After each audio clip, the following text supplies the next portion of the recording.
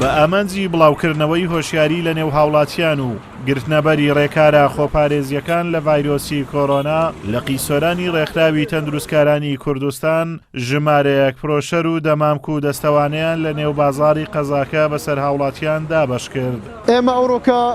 زۆر بە پێویستمانزانی بۆ ڕوبەڕووبوونەوە لە کۆڕۆنا لە ژێر ناونیشانی فریشتەکانی میهرەبانی ئێمەوە کارمەندی تەندروستی واروە وەک لە قیسۆرانی ڕێکخراوی تەندروستکارانی کوردستان بارچی سەرشانی خۆمانەزانین کەوە خۆبەخشانە هەستاین بە تەوزیعکردنی 600 بڵاوکراوەی تەندروستی و واروە 600 دەمامک و دەسوانە بەسەر هاوڵاتیان و واروە ئەو سایقەکانی ئەم دەڤەرە بۆ ئەوەی کەمێک لە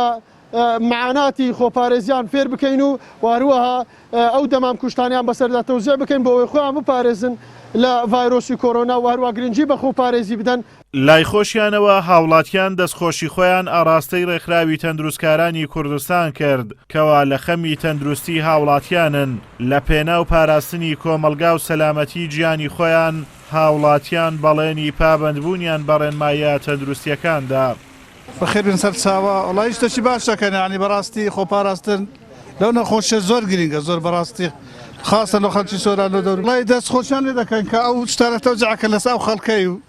زۆر بەمنونیانی دەستیان خۆش بیتن شەشی باشەکەن بەڕاستی زۆریش زەرورە خۆ بپارێزین بەڕاستی ئێستا زۆر زەرورە بەڕاستی ئێستامە دوکاندارین نازان کۆ خۆ بپارێزین بە هەموو شتەوە خۆ پارێزین بەتەبای خۆی دەستخۆشیان لێکەین لەو بەڕێزانە کە ڕێنمایی خەڵکەکەن بۆ تەندروستی خەڵکی یعنی بەڕاستی کە مەسەلەن کە ئەو شتانە بەسەر خەڵکیدا دابەشەکەن و ڕێنمایی خەڵکەکەن یعنی وا خەڵکە و پێویستیشە خەڵکیش یعنی پابەندبی بەو ڕێنماییانە. بەهۆی زیادبوونی هەڵگرانی ڤایرۆسی کۆڕۆنا لە هەرێمی کوردستان ڕێکارە خۆپارێزیەکان تونتر کراونەتەوە داواش لە هاوڵاتیان دەکرێت ئارام بگرن و بۆ دووربوون لە دەردووبەڵا لە ماڵەکانیان بمێننەوە.